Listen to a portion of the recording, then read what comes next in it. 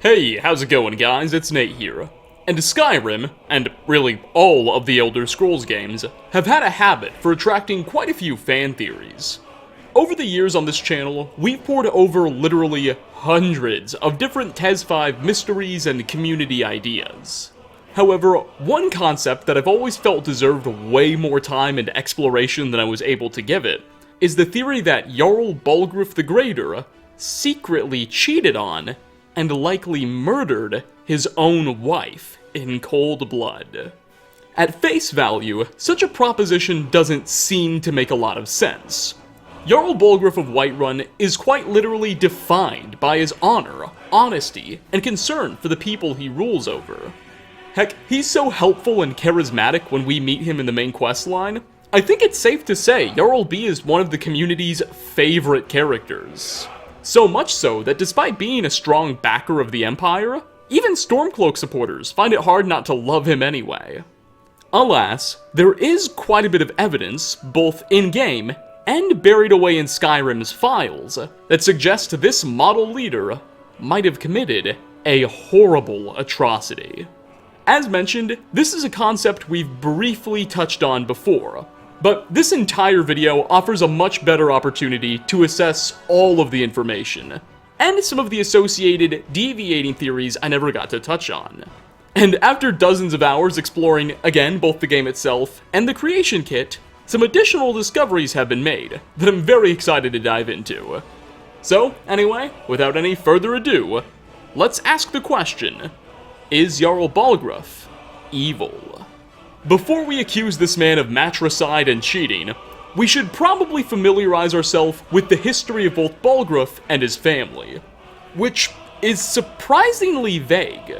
We know barely anything about Balgruuf's past. Heck, we don't even know if Balgruuf is the guy's first or last name. His dialogue suggests that he did indeed fight in the Empire's Great War against the Aldemari Dominion decades ago, and he very likely inherited the throne from his father, though we also know literally nothing about said father. Ministers in the royal court claim that Mr. B is a genuine, direct descendant of Olaf One-Eye, a famous, ancient Jarl of Whiterun who ruled all the way back in the First Era thousands of years ago, which would suggest that Whiterun has a royal family that's possibly among the oldest and longest reigning dynasties in all of Tamriel, existing longer than even the Empire itself. But I digress. Balgruuf's housecarl and chief protector is a Dunmer woman named Irileth, who evidently fought alongside him before in previous battles and wars. Oddly enough, while Skyrim affords us little information on her backstory, like everyone else in Dragon's Reach, Skyrim's official game guide, which was written by Bethesda, claims that Irileth was actually trained as a Morag Tong assassin before leaving the guild service and joining Balgruuf. For those of you who don't know, the Morag Tong, much like the Dark Brotherhood, are a faction of assassins, though they operate exclusively out of the province of Morrowind, and don't conduct much business outside of that region. Notably, the Morag Tong are active worshippers of Mafala, Daedric goddess of lies, murders, and secrets.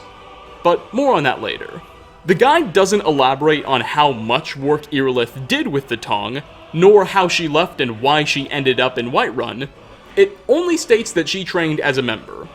But just keep all of this information in mind. Finally, the Jarl has 3 children. His oldest son, Frothar, his middle daughter, named Dagny, and his youngest son, Nelkir.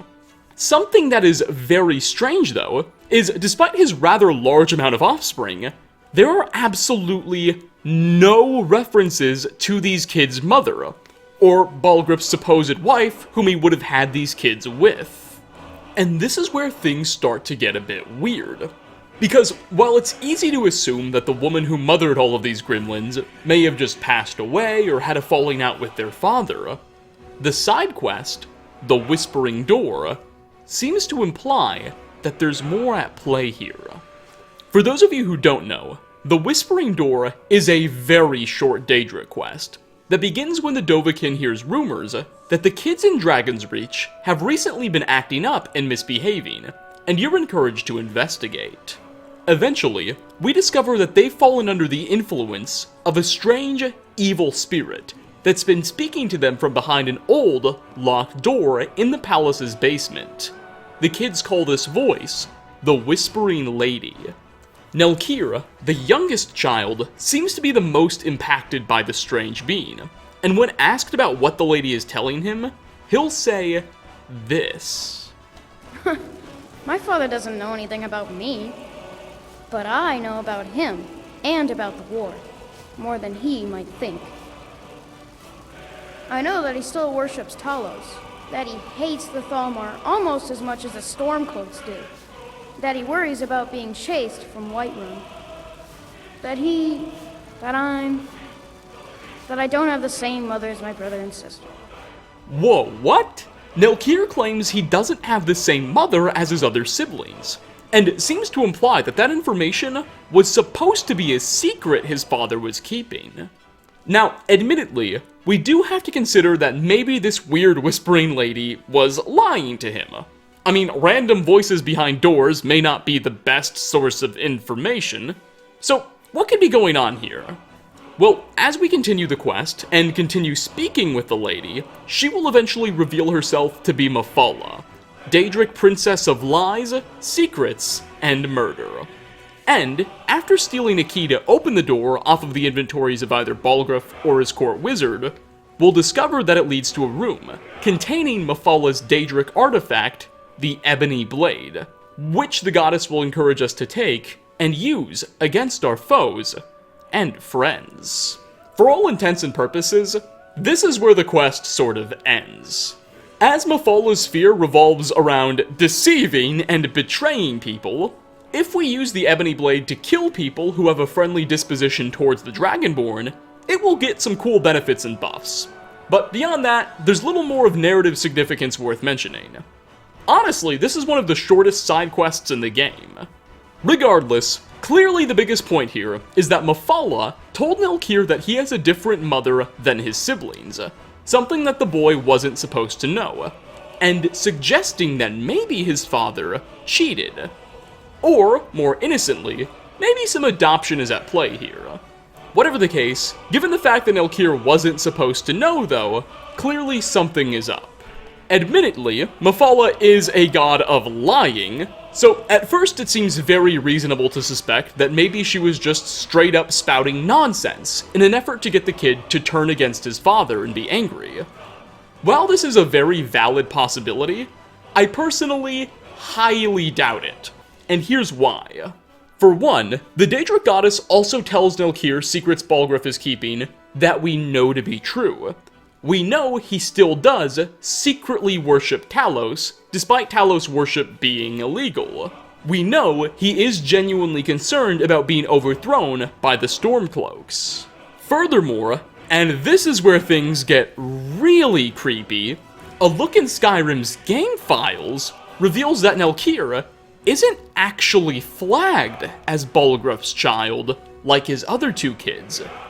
No, instead, the creation kit says Nelkir is Jarl B's brother. Huh? Okay, so before we start speculating, let's summarize the information we have so far, because things are about to get very complicated. Nelkir claims that Mafala, Daedric goddess of secrets, lies, and murders, revealed to him that he doesn't have the same mother as his other two siblings. And now, Skyrim's own game data is telling us that Nelkir is technically Balgruuf's brother. As you can imagine, this information has caused a lot of controversy and confusion in the Elder Scrolls communities that discuss it, and sparked many theories and possible explanations. Let's run through a few of the most likely. One possibility, and perhaps the most disturbing, is that perhaps Jarl Balin, well, got it on with his own mother a few years back, and conceived Nelkir. Hence the boy is both his son and brother. Basically, he pulled an Oedipus. Though, quite frankly, this is so gross, I would be baffled if Bethesda tried something like this. Another, much more reasonable proposition, built upon the same logic, is that, okay, maybe Mr. Greater didn't do anything with his mother, but instead, very late in life, his mom had a child with another man. Heck, maybe her own husband. And due to her mature age, Balgruuf opted to take the child in and raise it as his own, to avoid controversy. Again, Nelkir very much hints that Balgruuf is his biological dad, but we could be just mishearing, or Mafala may not have told him everything yet. This is undeniably the proposition that makes the Jarl appear the most innocent. Nonetheless, despite what the creation kit tells us, many players, myself included, don't really believe that Nelkir is Balgruuf's brother at all. There's absolutely no references to this possibility beyond what the game files hint at. This leads me to suspect that the brother designation was more than likely an error by the developers at Bethesda. Remember, we're not really supposed to consider anything the CK tells us to be canon. It only offers us some insight, and it's perfectly possible that a dev just hit the wrong button or something. Besides, there's a lot more evidence to suggest that Balgruuf was just a totally normal, run-of-the-mill cheater. Take a listen to this conversation he may have with Irileth. Balgruuf, did you slip out again last night for a drink at the Bannered Mare? Heard about that, did you? Yes, I went out for a pint or two. What of it? And if an assassin slips past the Night Watch, we won't have a Jarl at all. Without Balgruuf's leadership, Whiterun will descend into chaos. Damn it, woman, I'm the Jarl of Whiterun. I won't apologize for talking to my people. You can't protect me every moment of the day. That might be so, but it will never stop me from trying. This man has a clear habit for sneaking out to the town's taverns late at night. Perhaps during one of those excursions a few years back when he was still married, he could have gone too far one night and got a girl he wasn't married to pregnant. In shame, and in an effort to avoid controversy, Balgruuf could have decided to take in the illegitimate child upon its birth and attempt to play the boy off as his own son to his actual wife. This seems very possible. There are numerous Nord bachelorettes our potentially devious boy in robes could have scootily pooped with. From the various maids in his own court to the numerous peasant girls in the city proper. Heck, one very popular candidate is Carlotta Valentia. Carlotta Valentia is a struggling single mother raising her daughter Mila alone. To put food on the table, she works as a merchant in the local markets, selling fruits and vegetables. Yet, it's never revealed who the father of Carlotta's daughter is, or what happened to him. Was Miss Valentia married and maybe her husband passed away or got a divorce? The game doesn't specify any of this. Whatever the case, despite these circumstances, something very interesting about Miss Valentia is that she owns an incredibly nice home in the Wind District. Not only is her house big and livable, but it's well stocked with food, excellent furnishings, expensive silverware. Heck, she even has a very large, elegant bed in her bedroom, the type you almost only see rich couples in the game use. Seriously, I can't stress how nice these accommodations are. Most people in the town live in taverns or really small homes in the Plains District. Servio Pelagia, one of the richest men in Whiterun who owns a massive farm, lives in a smaller house than Carlotta. So the fact that this woman has been able to acquire such amazing accommodations, while claiming to be a struggling merchant, never made a lot of sense. Some have suggested that maybe she had an affair with the Jarl, and Balgruuf decided to provide her with these incredible luxuries to keep her and her daughter comfortable. And maybe Carlotta was never married at all. Maybe both Mila and Nelkir are Balgruuf's. But since Nelkir is the boy, he decided to take in that one and leave Mila with the woman. Medieval cultures did typically place a premium on male children, so this would make sense, even if it's a little messed up. Though, I'll admit, it's also possible that Carlotta had a very wealthy husband who passed away and left her with such a nice house and a nice bed and all that stuff. Either way, just consider that. Okay, but with all of these possible theories, one major variable we haven't emphasized yet is what about Balgruuf's wife and the mother of his other 2 children? Where does she fit in all of these pictures? Because whether her husband was cheating on her in a normal kind of affair, or pulling an Oedipus with his own mom, you would imagine she would have many things to say about this. And remember, because Nelkir believes that she's his mother too, she must have at very least been alive at the time the child was given birth to. Also, where is this woman now? Why is she gone? Well, this is where we begin to suspect foul play was possibly involved. You see, during that Whispering Door quest, the only reason Mephala is able to communicate and penetrate the minds of these children is because she's using the Ebony Blade, which was already in that locked room, as a conduit to reach out to the children. And that blade was placed in that room, seemingly, by Balgruuf. Or, at the very least, someone in Whiterun's royal court. We know this because after we break into that room and find the Ebony Blade, next to it will be a small journal titled Admonition Against Ebony, and it was written by someone in the royal court as a warning to anyone who dare think about picking up the blade. It's relatively short, so I'll just read it all to you. Quote, "To anyone reading this, beware this blade. It is hoped that the only people having access to this room should be the Jarl of Whiterun and his trusted wizard. If anyone else is reading this, please understand the magnitude of your folly. Turn around and never speak of this room or this blade to anyone. It has corrupted and perverted the desires of great men and women, yet its power is without equal. To kill while your victim smiles at you.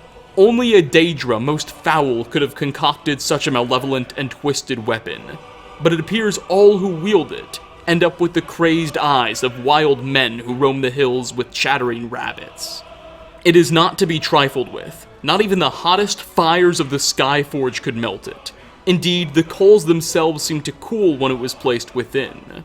We cannot destroy it, and we would not have it fall into the hands of our enemies. So we keep it hidden, dark, deep within Dragon's Reach, never to be used. Woe be to any who choose to take it." End quote. So, it seems like the reason the Ebony Blade is in this room isn't because Mephala just spawned it in there or willingly placed it there, but instead because the royals in Whiterun somehow got a hold of it, realized its horrifying potential, and locked it up away. The Ebony Blade does appear in the Elder Scrolls Blades mobile game, which takes place 20 years prior to the events of Skyrim, so it would have had to shown up in Dragon's Reach within the last 2 decades at the absolute earliest, likely during the reign of Balgruuf. As we've discussed earlier in this video, and as this text refers to, the great power of the Ebony Blade is that it's able to make people kill those they love and those who love them. It turns them against their best of friends and greatest of lovers. The journal entry never directly references the item being an artifact of Mephala. It does suggest it was probably made by a Daedra, but Mephala's name is never brought up inherently. This leads me to suspect that the way they found out so much about this artifact wasn't from reading a bunch of textbooks and learning what the Ebony Blade was at libraries or something. No, I think they had first-hand experience with it. The people in Whiterun's court, in Dragon's Reach, realized this object's horrible potential, and just had to lock it away, not knowing what else to do. And maybe that intimate experience is why Jarl Balgruuf's wife is dead. After this item turned up in the royal court, could Jarl Balgruuf have been lured to it and done something horrifyingly regrettable? This would explain why no one dare speak of the man's wife, why absolutely no one in the court would ever bring her up. Maybe shortly after Nelkir was conceived, she lashed out at the man, and being lured and pressured by Mafala, he did the unthinkable. Or, it's even possible that there was never any cheating at all. Theoretically, Nelkir could have been conceived after Balgruuf hypothetically killed his wife, and he could have simply told the child, no, you have the same mother as your brother and sister, and hoped to explain something later on in the future, because the story was just too much for him. It wouldn't be a secret that he could realistically keep, because, his other 2 kids would know what's wrong, but by Bethesda logic, it could make sense. Regardless of the truth, here's the point in the video where everything gets really, really frustrating. Because it looks like Bethesda did have a revelation and a sort of answer to this mystery, an explanation behind why Balgruuf's wife is gone, but they cut it from the game, and we can't recover it. Remember how earlier in this video I expressed tremendous surprise at just how short the Whispering Door quest was? I mean, all we really did was talk to the kid, get a key to the door, and open it up. Well, the reason it's so short is because Bethesda originally planned for it to be so much larger and so much darker, but cut most of it. Numerous unused stage triggers and dialogue files imply that this quest wasn't just gonna end after we opened up the door and got the blade, but instead, there would have been a point in it where the Jarl's children would have turned against him and murdered him. Yeah, Balgruuf's kids were supposed to kill him. After he died, his brother Hrongar would have assumed the throne. And there's actually a lot of dialogue for this.